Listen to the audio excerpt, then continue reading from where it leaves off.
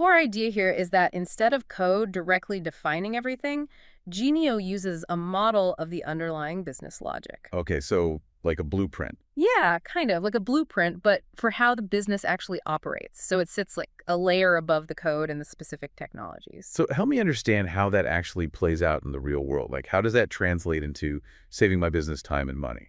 Okay, think about it like a recipe, right? You can use that same recipe in any kitchen, no matter what kind of oven or stovetop they have. It's the same idea here.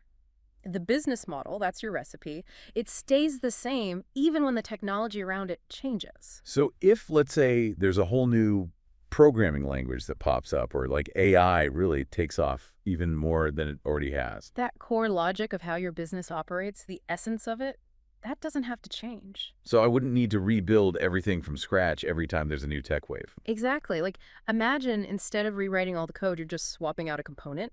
Genio calls it the generation engine. That's the part that takes that model and translates it into actual working software for whatever the current tech landscape is. So it's future-proofing the logic, the core of my business, rather than trying to future-proof the tech itself, which is, like we've been saying, practically impossible. It's about creating systems that can thrive in any future. And that's what's going to set businesses up for success, no matter what comes next. It really makes you think, especially with how fast AI is developing.